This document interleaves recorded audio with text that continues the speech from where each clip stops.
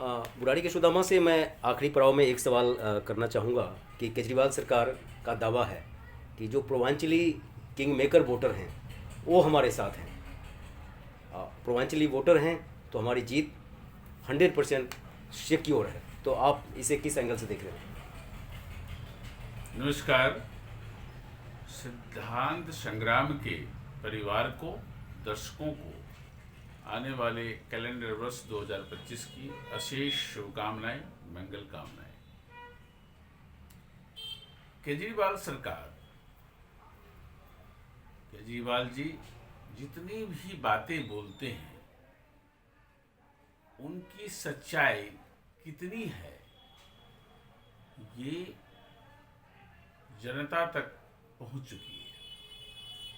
उनकी एक भी वादे या उनका कमिटमेंट का लाभ नहीं मिला।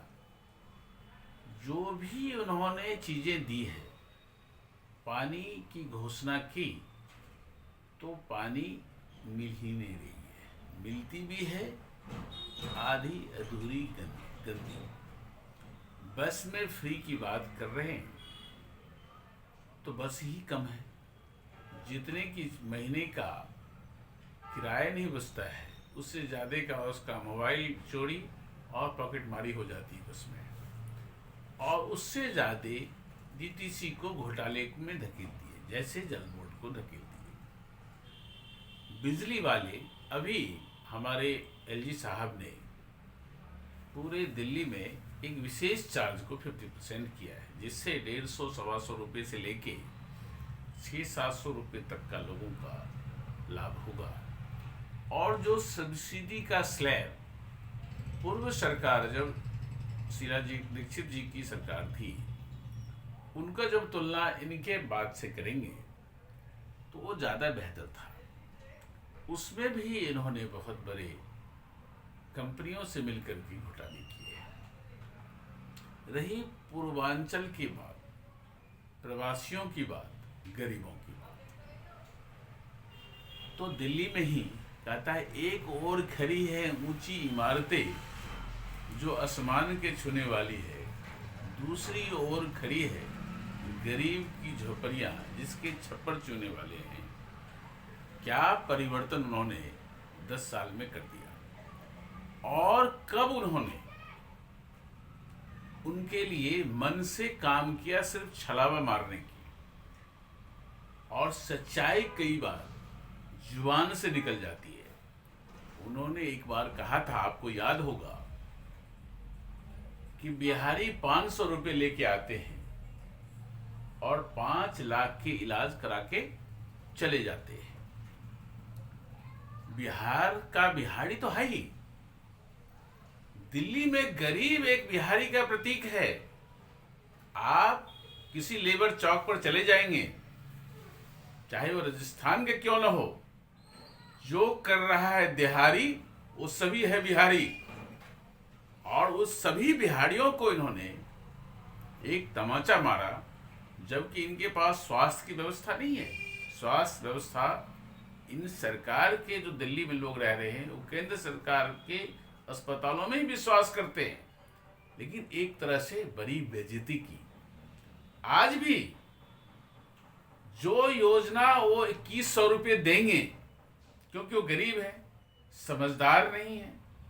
आगे उनको लगता है कि शायद ये देंगे, उनको लाइन में खड़ा करवा करके 6-6 घंटे 8-8 घंटे हमारी मातृशक्तियां खड़ा हो रही है। अगर आपको देना था, आप घर घर जाके सूची बनवाओ। आप किसी को बेइज्जत करने के लिए नहीं है यहाँ पर, किसी को धक्का, झुट्टों का धक्का खिलवाने के लिए नहीं है आप। ये भी एक मातृशक्तियों का अपमान है।